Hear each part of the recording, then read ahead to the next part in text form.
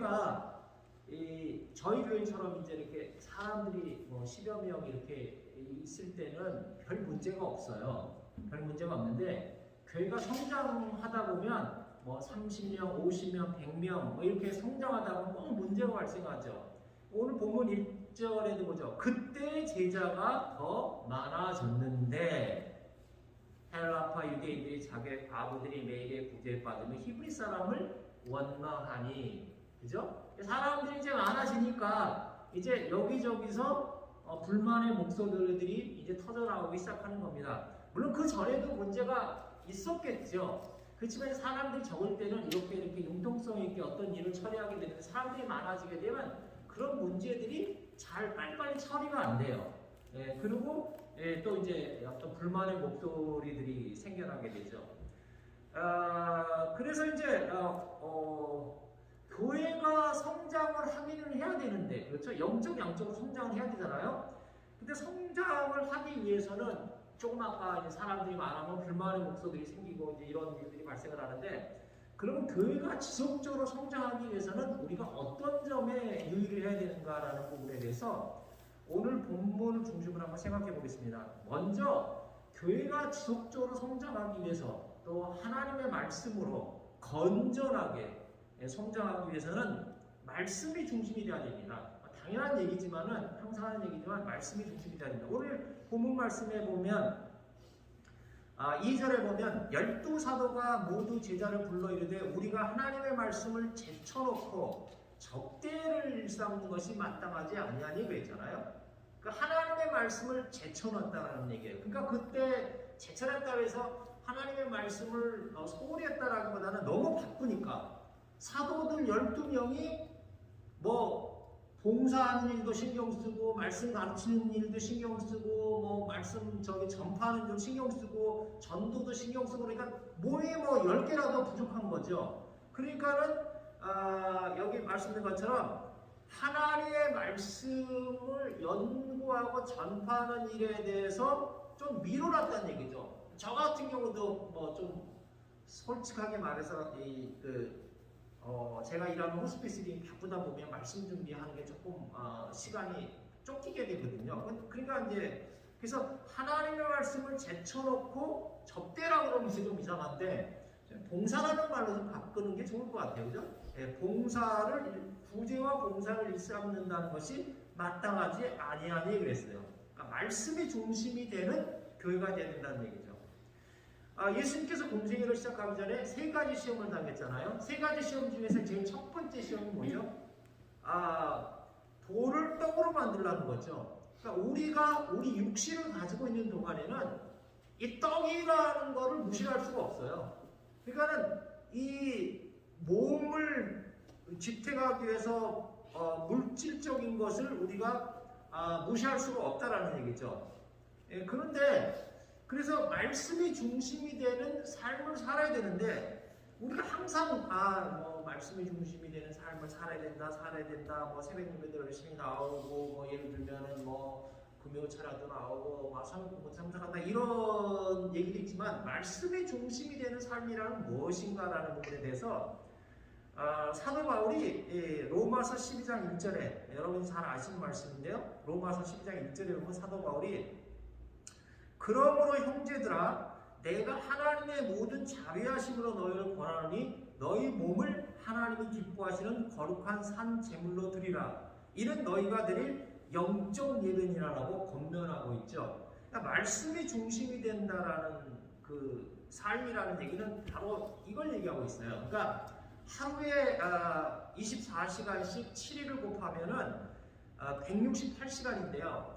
168시간 중에서 우리가 말씀이 중심이 된다 그래가지고 우리가 예배 드리는 1시간만 말씀이 중심이 된다 그러면 167시간은 우리가 마음대로 살아도 된다는 말은 아니잖아요. 그러니까 그래서 사도 바울이 여기를 뭐하면 영적 예배를 드리라고 그랬거든요. 그러니까 뭐냐면 산제물로 드리라. 하나님이 기뻐하시는 거룩한 산제물로 드리라는 얘기는 우리의 일상적인 모든 삶, 아까 말씀드린 것처럼 1시간뿐만이 아니라 나머지 167시간도, 일주일에 167시간도 우리가 삶이 돼야 된다는 얘기죠. 근데 솔직한 얘기로 그러잖아요.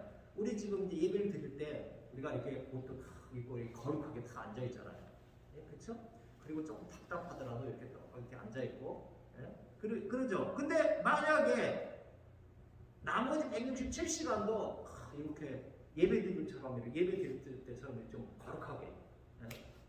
텔레비전도 못 보고 드라마도 못 보고 답답해서 어떻게 살아요? 그렇죠?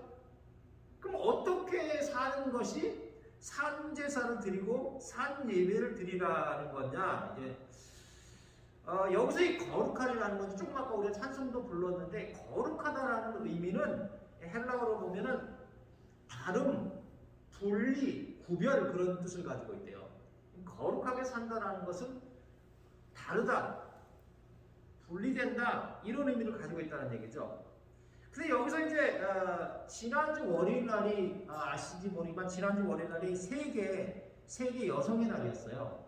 그래서 제가 이제 매주 금요일마다 호스피스에서 이제 전화를 통해서 우리 그 직원분들한테 이제 우리 차플린들이 돌아가면서 월요일부터 금요일까지 말씀을 이렇게 쉐어하는데 디보션을 하는데 제가 이제 금요일 날 세계 여성의 날에 대해서 이제 말씀을 전했는데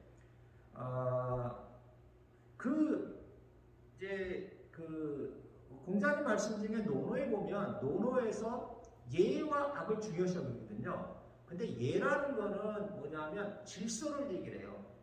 그리고 다르다, 여기 거룩한 것처럼 분리한다 이런 걸 얘기를 하고, 악이라는 것은 음악처럼 화합을 얘기를 해요. 화합. 서로 다 같이 해서 예와 악을 중요시 여긴다는 얘기는 질서와 화합을 같이 중요시 여긴다는 의미가 있어요.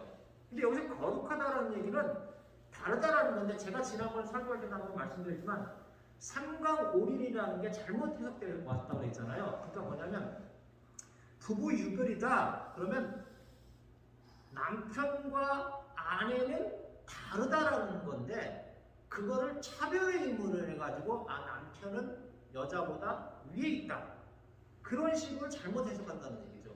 그러니까 세계 여성의 날을 맞이해서 여성들이 아직도 성경이 많이 잘못 해석되고, 뭐 이슬람권이라든가 힌두교권에서 여성들이 잘못 해석이 되었고, 여자는 남자랑 다르다, 그러니까 저 여자는 하찮은 거다, 이런 의미가 아니란 얘기죠.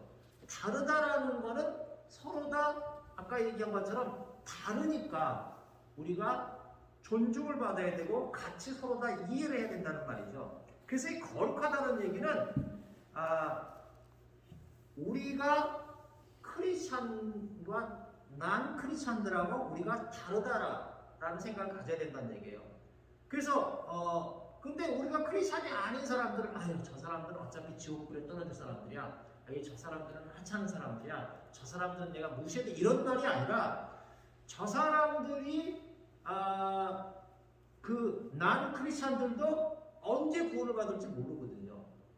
그래서 우리가 생각할 때는 예수님이 십자가에 못 박혀 돌아가셨을 때 그 마지막 순간에 강도가 구원을 받았잖아요. 그러니까 항상 우리는 저 사람도 언젠가는 구원을 받을 하나님의 자녀가 될 가능성이 있다라는 생각을 가지고 우리가 사람을 대해야 된다는 얘기죠. 또 하나는 다르다라는 의미는 우리가 자부심을 가져야 돼요. 우리는 다른 사람에 대해서 아까 얘기한 것처럼 정죄를 하지는 말고, 나는 예를 들면 삼성가라든가 아니면 현대가처럼 돈은 많지는 않지만 나는 이미 구원을 받은 사람이다, 나는 크리스찬이다, 하나님의 자녀라는 다르다라는 그런 어떤 차별의식, 좋은 의미의 차별의식을 갖고 긍지를 가지고 살아야 된다는 얘기죠. 그럴 때 예배 1시간뿐만이 아니라 167시간도 답답함이 아닌 어떤 거룩함으로 우리가 살아갈 수 있다는 얘기죠.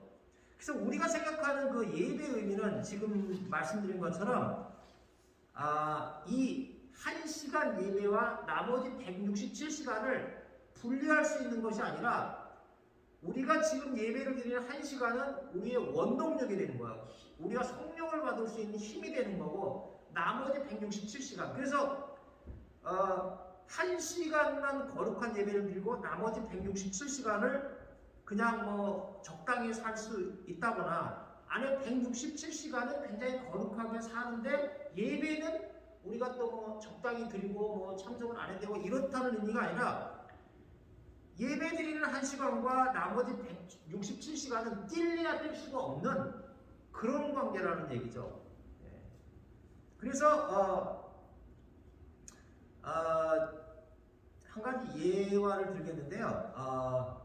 우리 제 세대는 아마 전사님도 기억이 날 건데 70년대 80년대 중학교 3학년 국어교과서에 그 나다니엘 호손이라는 사람이 그 단편 소설 큰 바의 얼굴이라는 책이 중학교 3학년 책에 실렸었어요. 이게 1975년부터 1988년까지 실렸다니까 아마 전사님도 아마 이게 실렸던 것 같아요. 이제 잠깐 우리가 기억을 해보면 큰 바의 얼굴이라는 단편 소설의 내용이 뭐냐면 얘기하는 게 아마 기억이 나실 거예요. 왜냐하면 어느 깊은 산속 골짜기에 사람의 형상하고 비슷한 어떤 이게 큰 바위 얼굴이라는 바위가 있었어요.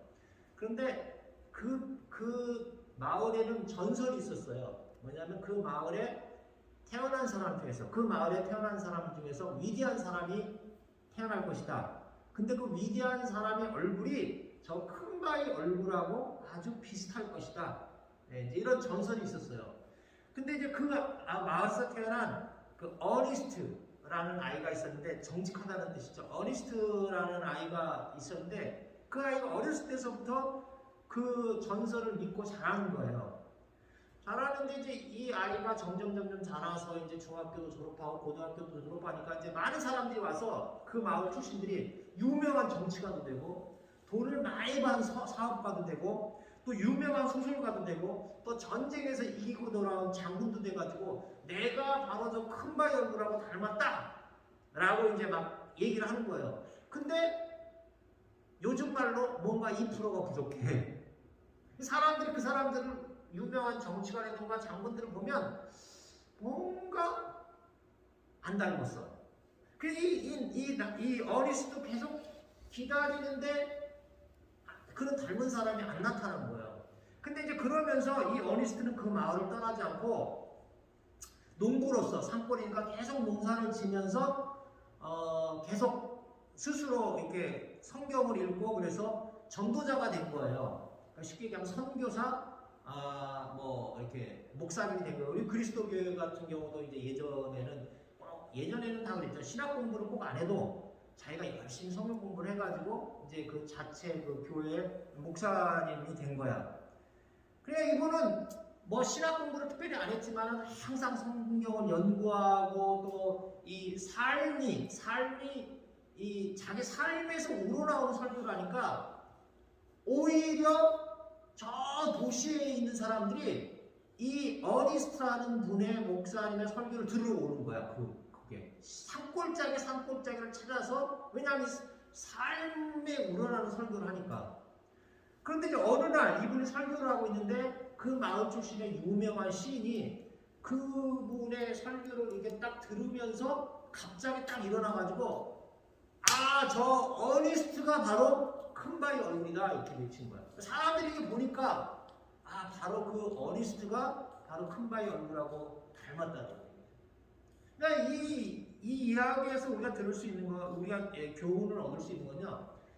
우리가 그 아까 얘기한 것처럼 상제사를 드린다는 얘기는 성화되어 가는 것을 말하는 거죠. 성화, 그렇죠? 우리가 예수 그리스도를 믿는다고 해서 하루아침에 바뀌는 건 아니거든요. 제가 옛날에 이거한 것처럼 점진적 회심과 돌변적 회심이 있다고 했는데 예를 들면은 마가와 같이 모태신앙, 어렸을 때부터 자란 사람은 이 점진적 회심이고 그 사도 바울과 같은 경우는 돌변적 회심이 어느 장소를 다메섹을 가다가 갑자기 회심이. 근데 사도 바울 같은 경우도 제가 지난번에 설교 때 말씀드렸지만은 사도 바울도 다메섹 도상에서 예수님을 만나자마자 그의 인격과 모든 게 하루아침에 다 바뀌어버린 게 아니거든요. 그렇죠? 자기가 13년 동안 또 혼자 생활을 하고 또 돌아오고 그러고 나중에가 자기가 이제 하나님의 부르심을 받을 때쯤 되면은 자기가 그 불같은 성격 때문에 못 받아들였던 마가도 받아들이고 이 성격이 점점 이게 성숙이 돼 가잖아요. 그런 것처럼 이 어니스트 여기에도 큰 바위 얼굴처럼 우리의 삶이 서서히 성화가 돼가는 거예요. 그러니까 다시 말씀드리면 우리의 큰 바위 얼굴은 누구냐면 예수님이죠. 우리의 큰 바위 얼굴은 예수님이니까 그 예수님을 우리가 예배를 통해서 바이블 스타를 통해서 우리 삶을 통해서 우리가 이 어니스트처럼 신학 공부를 전문적으로 안 했어도 우리가 천천히 우리도 모르는 사이에 예수님을 바라보면서 우리 삶이 서서히 했을 때 우리 나이가 60이 되고 70이 되고 80이 됐을 때 우리 주위에 있는 사람이 저 사람이 진짜 그리스도인이야. 저 사람이 만약에 예수님이 다시 오신다 그러면 바로 저 사람 같을 거야. 이게 바로 성화가 되는 것이고 이것이 바로 아까 얘기한 것처럼 말씀이 중심이 되는 교회고 말씀이 중심되는 삶이라는 얘기죠. 그래서 우리의 모델이 되시는 분은 다시 말씀드리지만은 그 예수님이고 항상 예수님을 닮아가는 그런 삶을 우리 교인들이 살아갈 때 교회가 부흥될 수 있는 그러한 계기를 마련할 수 있다는 얘기죠. 두 번째로 우리가 생각해 봐야 될 거는요. 초대교회처럼 부흥되는 교회라 이런 건 두 번째로 생각할 때는 매일 봉사하고 구제하는 교회가 되어야 된다. 저희 교회가 이제 지난주에 첫째 주라서 구제 이렇게 언공도 하고 뭐 그랬었으라고 믿지만은 오늘 본문 말씀에 보면 그게 나왔죠. 그냥 과부들이 매일의 구제에 빠짐으로 이랬어요. 매일의 구제에 빠짐으로. 과부들에게 있어서요. 이 구제를 받는다는 것은 삶이에요. 삶. 생존하고 직결이 되는 거예요. 그러니까 우리가 뭐 즉흥적으로 다른 사람을 사랑하고 다른 사람 이웃을 봉사하고 그런 게 아니라 내 기분 내킬 때 좀 하다가 기분 안 내킬 때 좀 하다 이런 게 아니죠. 우리 문집사님 같은 경우도 구제연금을 계속해서 보내주고 있는데 내가 예를 들면 사업이 어렵다 그래가지고 한 1년 정도 빠져. 그 다음 또 사업이 좋아졌을 때 또 또 더블로 2배를 내고 또 1년 정도 보내. 이렇게 되면 그 구제연금을 받는 사람 입장에서는 그럼 1년을 굶으라는 얘기예요? 그건 아니잖아요. 어렵더라도 꾸준히 그 아이가 18살, 그렇죠? 18살 성장될 때까지는 꾸준하게 해야 되는 거잖아요. 그러니까 구제라는 것은 사랑한다는 것은 봉사한다는 것은 오늘 본문 말씀처럼 꾸준하게 해야 된다는 얘기죠.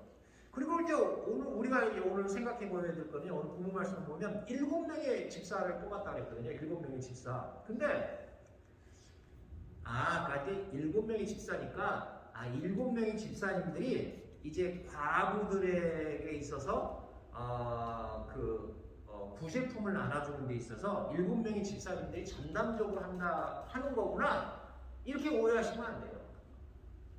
그러면은 거기가 교인들이 우리가 생각할 때 뭐 과부만 따져도 몇백 명에서 많게는 몇천 명이 될 수가 있을 것 같은데 7명이 월요일부터 일요일날까지 매일같이 다른 사람들은 봉사 안 하고 7 집사님들만 와서 맨날 해요?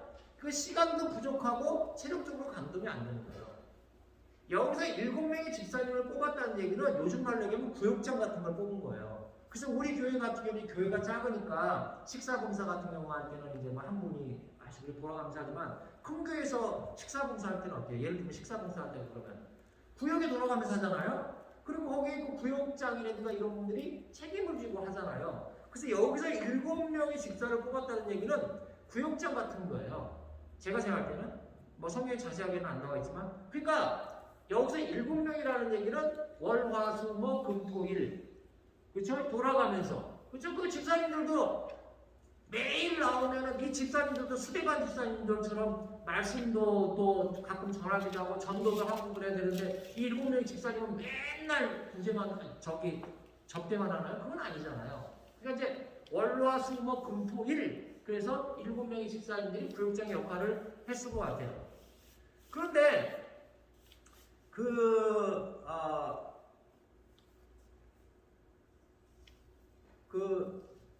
아까 이렇게 예배가 중심이 되는 교회라고 했잖아요. 그러니까 예배가 중심이 돼서 예배가 하나님 사랑이라 그러면 여기서 말하는 구제는 이웃 사랑이에요. 그러니까 하나님 사랑과 이웃 사랑을 뗄래야 뗄 수가 없는 거고, 아까 얘기한 것처럼 하나님 사랑과 이웃 사랑이 매일 같이 가야 되는 거예요. 그래서 산제사가 돼야 되는 거예요. 이거 일요일 날만 예배 드리면 일요일 날만 봉사하면 되고 일요일만 접대하면 되잖아요. 그게 아니잖아요. 매일매일에 여기서 했다는 얘기는 우리가 이 산제사 매일매일의 삶을 통해서 봉사도 매일 해야 된다는 얘기죠. 마지막으로 세 번째로 성장하는 교회에서 생각해 볼 것이, 오늘 그 직분자를 선출하잖아요. 이제 오늘 본문 말씀 보면 7명의 직분자를 선택을 했어요. 근데 여기서 우리가 생각해야 될 거는 대부분의 교회가, 많은 교회가 직분자를 선택하면 교회가 깨져. 그리고 교회가 깨지지 않더라도 문제가 생겨. 아주가 된단 말이죠. 근데 오늘 이 본문 말씀에 보면 직분자를 선택을 했는데 이 결론 부분에 보면 7절에 보면 직분자를, 그러니까 6절에 보니까 안수했다고 했지, 기도하고. 근데 7절에 보니까 하나님의 말씀이 점점 왕성하여 예루살렘에는 제자의 수가 더 심히 많아지고 이랬거든요.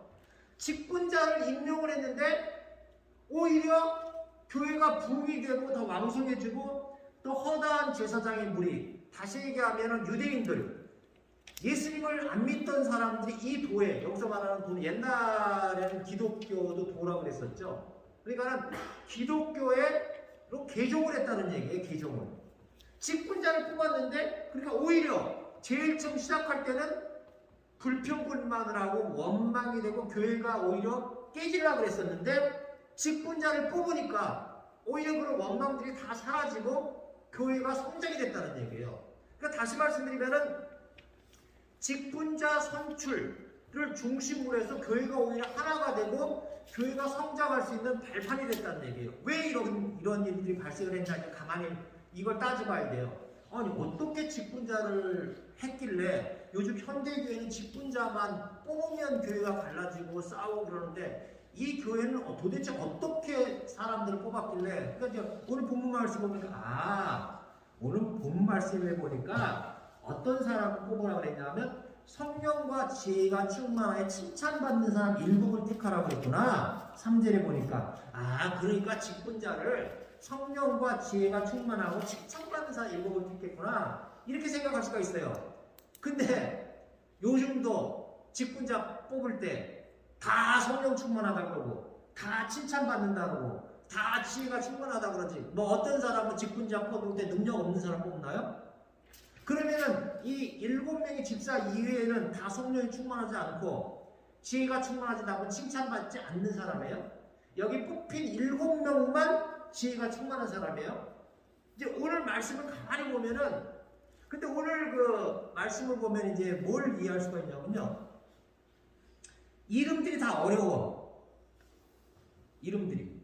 스데반, 빌립은 좀 많이 우리가 들어봤죠? 많이 들어봤으니까 이것도 쉬운 이름은 아니고 많이 들어봤었는데, 프로고로와, 니가노르와, 디몬과, 바메나, 니골라, 다 이름이 어려워. 이거 10번 들어도 못해요. 근데 나는 여기서 바메나는 어떻게 외웠냐면요, 바메나 나제나. 바메나 나제나, 이제 바메나 이렇게. 근데 이 이름이 왜 어렵냐면요, 이 이름이 헬라식 이름이에요. 요즘 이제 제 미국 이름이 폴이잖아요. 헬라식 이름이에요. 그러니까 이 7사람들이 거기에는 그 교인들 중에서는 히브리파 유대인들하고 헬라파 유대인들이 있었어요. 그러니까 요즘 말로 얘기하면 이제 저기 그 대학교 가면, 우리 친구가 이제 대학교 가는데 대학교에 가도 그 한인 학생회가 2개가 있대요. 미국에서 태어난 한인 학생회가 있고 한국에서 온 유학생파 한인 학생회가 있대요. 그런 것처럼 여기도 보니까는 헬라파, 다시 얘기하면 그 타 지역에서 우리처럼 이민자, 타 지역에서 살던 그런 헬라파 유대인들이 있고 그냥 유대 지방에서만 사는 유대파 그리스도인이 있다는 얘기예요. 근데 여기 구제를 할 때 보니까 헬라파 유대인들의 과부한테 매일매일 줘야 되는 걸 안 주는 거야. 그러니까 똑같은 과부인데 유대파 과부들한테는 주는데 헬라파 과부들한테 안 주는 거야. 그러니까 여기 있는 그 사도들이 여기냐면 그랬을 때 우리가 바쁘다 그랬거든요. 그렇죠. 12사도가 불러오는데 말씀을 제쳐놓고 적된 일삼는 것이 마땅하지 아니하니 그랬어요. 그러니까 바쁘다는 얘기가 다시 말씀드리면 12사도가 일부러 편애를 해가지고 12사도가 편애를 해서 헬라파 과부들을 안 나눠준 게 아니에요. 자, 생각을 한번 해보세요. 12명이 수천 명을 관리할 수가 있나요? 과부들만 따도 수백 명 관리할 수가 있나요? 그러니까 12명이 어떻게 했겠어요? 야, 오늘은 니네가 좀 도와줘. 오늘은 니네가 좀 도와줘. 이렇게 막 주먹구구식으로 했단 말이에요. 그러면 이 12명의 사도가 다 어디 파예요? 히브리파잖아요. 헬라파가 아니에요. 히브리파잖아요. 그럼 자기가 편애라는 게 아니라 일단 자기랑 가까운 사람한테 일을 시킬 거 아니에요. 일이니까. 그러니까는 자기가 히브리파 사람이 히브리파 사람을 시킨 거예요. 야, 오늘은 굳이 하는데 네가 좀 도와줘. 야야야야 갑더라 네가 좀 도와줘. 그러면 이 사람이 또 과부들한테 나눠줄 때도 자기랑 또 가까운 사람들을 또 먼저 챙겨줄 거 아니에요. 그게 다 인지상정이에요. 그러니까 그게 내가 저 사람을 차별하고 그러는 게 아니라 하다못해 우리 교회 놀스웨스트 교회 같은 경우도 우리가 일요일날 이제 끝나면은 뭘 좀 깡통 같은 나눠주잖아요. 그런데 이 교회 사람들은 어떻게 돼요? 뒤로 와가지고 더 챙겨가는 건 아니지만 뒤로 와가지고 좀 이렇게 좀 편리하게 가져가잖아요. 그리고 우리 교회 교인들 같은 경우는 뭐 예를 들면 그 스페니시나 이런 사람들은 오면 뭐 치킨이나 고기가 있으면은 모자라더라도 이 사람들은 먼저 좀 이렇게 챙겨가잖아요. 솔직한 얘기로. 그렇잖아요. 그러니까 사람 다 인지상정이거든요. 그러니까 여기 같은 경우도 히브리파하고 헬라파가 있는데 히브리파 사람들을 챙겨준 거예요. 그럼 원망이 되는 거죠. 그러니까는 사도들이 생각했을 때 일을 전문적으로 맡게 되는 얘기죠. 그래서 여러분 잘 아시는 것처럼 모세가 그 광야에서 재판할 때 이드로 장인이 와갖고 뭐라 그랬었죠? 너희가 하는 일이 악하다고 그랬잖아요. 일을 분리해서 하지 않는 건 악한 거예요. 그러니까 우리 교회도 어떻게 돼요? 집사님들이 있고 또 저 목사도 있고 또 전사님도 있고 또 뭐 안수 집사님도 있고 막 이렇잖아요. 근데 그렇다 그래가지고 말씀 가르치는 일이 중요하다고 봉사를 하는 일이 덜 중요하죠. 그런데 우리가 그걸 오해를 하면 안 돼요. 말씀을 가르치는 일이 더 중요하다 그래서 말씀을 가르치는 사람이 더 중요하지는 않아요. 이거는 역할 분담의 문제지 지위의 문제가 아니란 말이에요. 그래서 제가 항상 말씀을 드리는 것처럼 제가 맥코믹에서 공부할 때도 어떻게 그랬죠? 뭐냐면은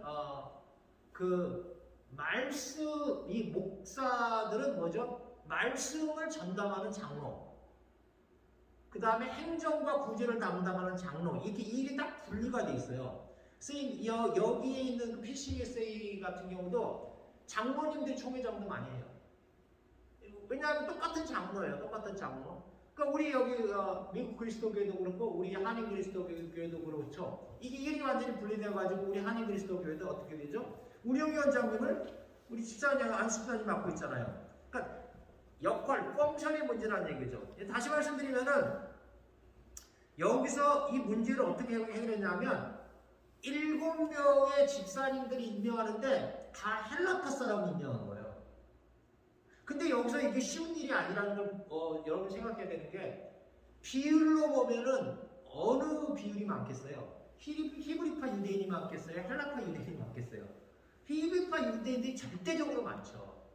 그런데 절대적으로 많은데도 불구하고 7명을 전부 다 헬라파 집사님들을 뽑은 거예요. 왜? 문제를 원천적으로 해결하기 위해서. 그럼 우리 교회 같은 경우도 그래요. 그러니까 대부분 교회가 지방세는 없지만 예를 들면 우리 교회가 경상도 사람이 70%, 전라도 사람이 30%예요.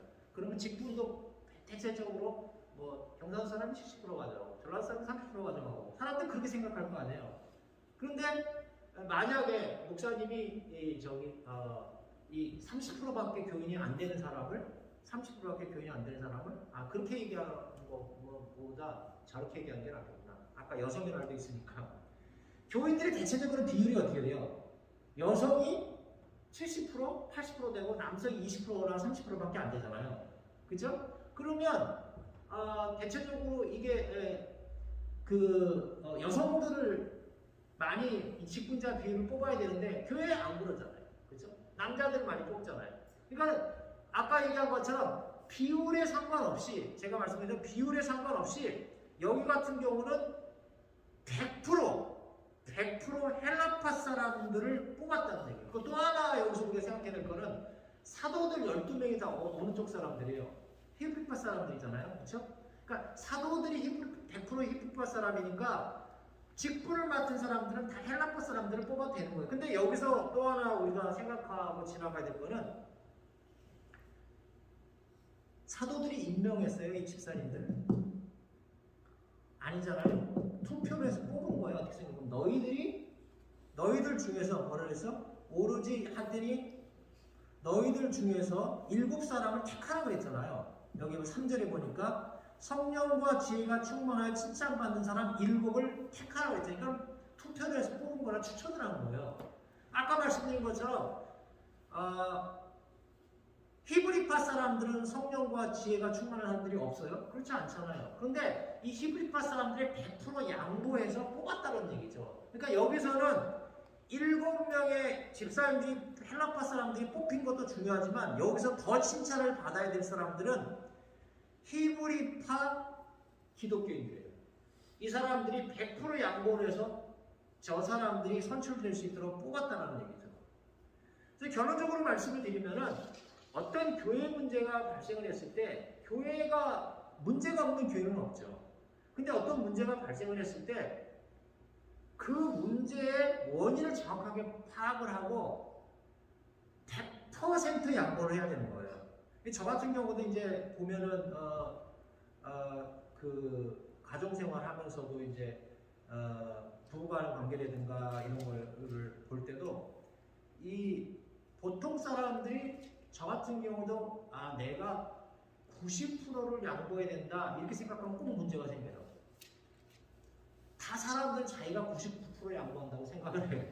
그러니까 내가 100% 양보한다고 했을 때 조금 문제에 대한 해결에 문제가 생겨요. 마찬가지로 저희 와이프 같은 경우도 그러겠죠. 우리 와이프도 항상 내가 99% 양보한다고 생각을 하겠죠. 모든 사람 마찬가지예요. 가정 문제도 마찬가지고 교회 문제도 마찬가지고 정치적 문제도 마찬가지고 한국에서도 요즘 뭐 서울시장 하면서 서로 다 그거 하는데 항상 내가 100% 양보한다 그랬을 때 뭔가 하나됨의 가능성이 보이는 거예요. 내가 99% 양보한다거나 90% 양보한다 그랬을 때 문제 해결의 가능성이 전혀 보이지가 않는다는 얘기죠. 예. 그래서 예수님께서 말씀하신 산상수훈 중에 마태복음 5장 9절에 보면 화평케 하는 자는 복이 있나니 저희가 하나님의 아들이라 일컬음을 받을 것이며 그랬어요.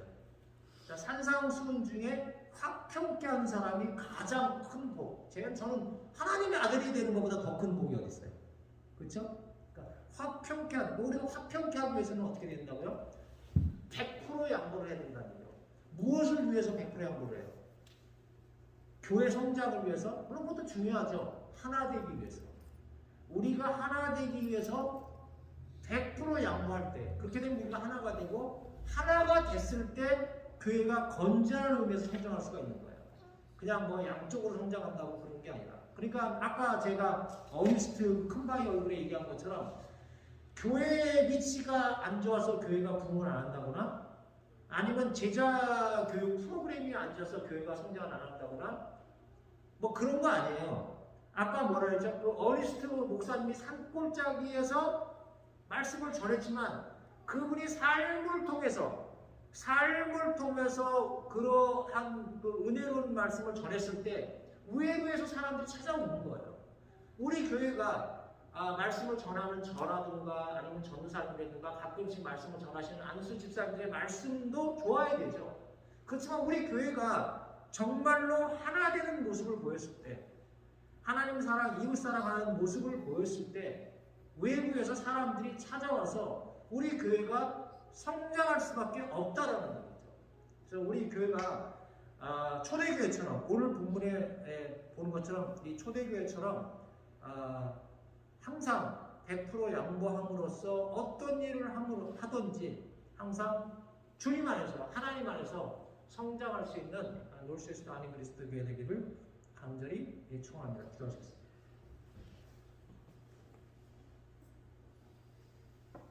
하나님 감사합니다. 오늘 또 저희들 이 자리에 불러주셔서 하나님의 귀한 말씀을 전해주시니 감사합니다. 문제가 없는 교회는 없습니다. 그러나 그 문제가 발생을 했을 때 그 문제를 어떻게 해결하느냐에 따라서 교회가 분열될 수도 있고 사람들이 교회를 떠날 수도 있고 오히려 교회가 하나 돼서 더욱더 성장될 수도 있습니다. 우리가 하나님 아버지 안에서 하나님의 모습을 바라보며 예수님이라고 그러면 어떻게 했을까라는 생각을 항상 가지며 예수님을 닮아가는 삶들을 살아갈 수 있도록 도와주시옵소서.